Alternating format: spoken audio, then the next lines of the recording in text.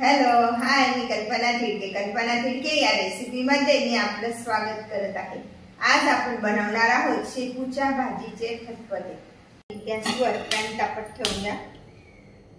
प्रमाणानुसार तेल टाकून घेणार आहोत. थोडंसं तेल टाकायचे अगोदर. आपण प्रथम ही भाजी शिजवून घेणार आहोत. आपण नेहमी आळूच्या भाजीचं फतफतं खाल्लंय, पण आज आपण बनवत आहोत शेपूच्या भाजीचं फतफतं.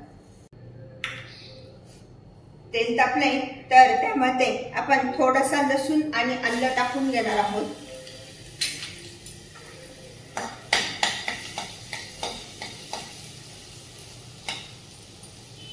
त्यानंतर ही बारीक चिरून घेतलेली शेपू त्यामध्ये टाकून घेत आहे.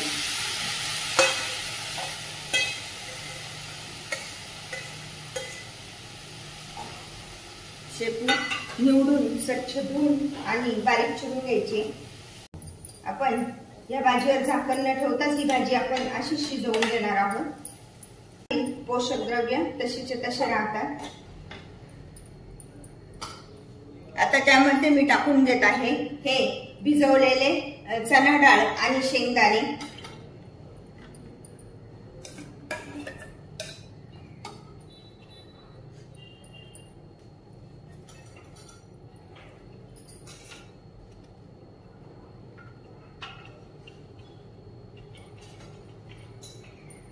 त्यामध्येच आपण टाकून घेत आहोत ओल्या खोबऱ्याचे तुकडे. अशा प्रकारे आता ही परतून घ्यायची चांगली.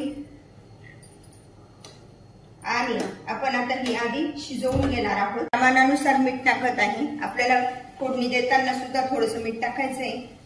तर भाजी शिजण्यासाठी पाव चमचा मीठ टाकून घेत आहे. पालेभाजी नेहमी प्रथम आधी धुवून घ्यायची आणि त्यानंतरच ते भाजी चिरायची. भाजीचं आणि मिठाचं पाणी झाल्यामुळे भाजी छान त्यामध्ये शिजली जाते. कमी पाण्यात भाजी शिजवल्यामुळे त्यातील हिरवेपणा जसाच्या तसा राहतो. मस्तपैकी भाजी आपली आता शिजत आली आहे. एकदा हलवून देऊया. जर समजा खूपच सुकी झाली भाजी तर थोडासा पाण्याचा शिपका टाकायचा. जास्त पण पाणी नाही टाकून शिजवायची आपल्याला भाजी. जर भाजी जास्त पाणी टाकून शिजवली तर त्यातला हिरवेपणा कमी होतो. भाजीतलं पण पाणी आटलंय तर आपण ते आता मिक्सरला लावून घेणार आहोत. थंड झाल्यानंतर जर भाजी मिक्सरला लावली तर त्यातील हिरवेपणा जसाच्या तसा राहतो. आता आपली भाजी थंड झाली आहे तर आपण त्यामध्ये भाजी मिक्सरला लावून घेणार आहोत. अशा पद्धतीने आपण हे आळूचं जसं फतफतं करतो त्याप्रमाणे आपण आज शेपूच्या भाजीचं पण फतफतं बनवतोय. या अगोदर मी शेपूची पातळ भाजी, कोरडी भाजी, सुकी भाजी, त्यानंतर शेपूच्या वड्या पण व्हिडिओमध्ये टाकलेल्या आहे. मुलांच्या लक्षातही येणार नाही अशा पद्धतीचं आपलं हे शेपूच्या भाजीचं फतफतं आपण आज बनवत आहोत. अशा पद्धतीने हे शेंगदाणे आणि हे थोडंसं आपण तसंच ठेवायचंय. फक्त भाजी आपण मिक्सरला बारीक करून घेणार आहोत. असं वाटण तयार केल्यानंतर आपण त्यामध्ये थोडंसं पाणी टाकून घेऊया, म्हणजे शेपूची भाजी छान बारीक होईल. कढईत 2 चमचे तेल टाकूया. तेल तापलंय तर त्यामध्ये टाकून घेत आहे पाव चमचा मोहरी, पाव चमचा जिरे. मोहरी छान तडतडते तर काही ठेचून घेतलेला लसूण आहे आणि अख्खा लसूण याचे तुकडे टाकत आहोत.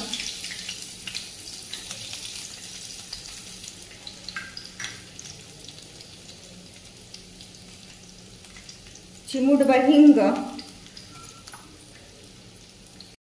लसूण चांगला परतला गेलाय तर त्यामध्ये हिरव्या मिरचीचे तुकडे टाकून घेत आहे. त्यामध्ये आपण टाकून घेत आहोत 1 चमचा डाळीचं पीठ, चणा डाळीचं पीठ आहे आणि चांगलं परतून घ्यायचंय ते. अशा पद्धतीने छान भाजून घ्यायचं.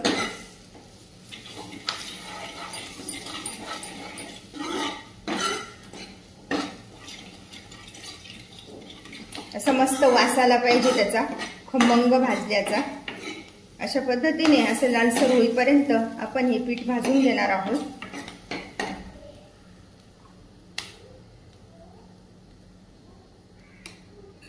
आता आपण हे जे शेंगदाणे आणि चणा डाळीचं हे टाकलेलं आहे तर ते आता त्यामध्ये मी टाकून घेत आहे. हे असे अख्खे ठेवल्यावर चवीला भाजी खूप छान लागते. पूर्ण मिक्सरमध्ये बारीक नाही करायचे आपल्याला, अशा पद्धतीने हे तसेच ठेवायचे.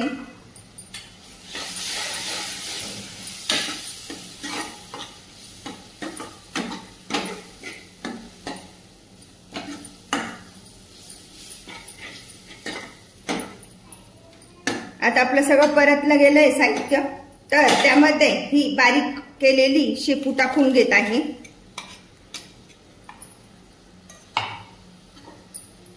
आणि एकदा छान हलवून घ्यायची. मिक्सरच्या भांड्यामध्ये वाटण केलंय त्याच मिक्सरच्या भांड्यामध्ये थोडं पाणी टाकून आपण थोडीशी पातळ बनवूया. पाव चमचा धने पावडर आणि पाव चमचा जिरे पावडर आणि प्रमाणानुसार मीठ. आपण शिजताना पण मीठ टाकलंय त्यामुळे बेतानीच मीठ टाकायचं.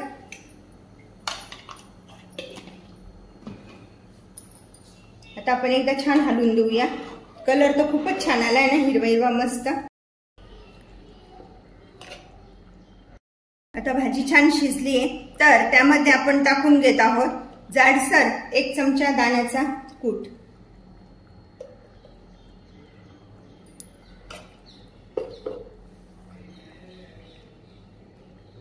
आणि आता आपण भाजी छान हलवून देऊया.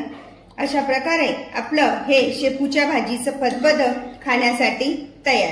ते आपण भाकरी पोळी सोबत खाऊ शकतो. अशा प्रकारे बनवा शेपूच्या भाजीचे फतफद. अशा प्रकारचे फतफदे तुम्ही पण बनवा आणि मला मात्र कळवा कसे झाले ते. लाईक अँड सबस्क्राईब करायला विसरू नका. पुन्हा आपण भेटूया नवीन रेसिपीसह. थँक्यू.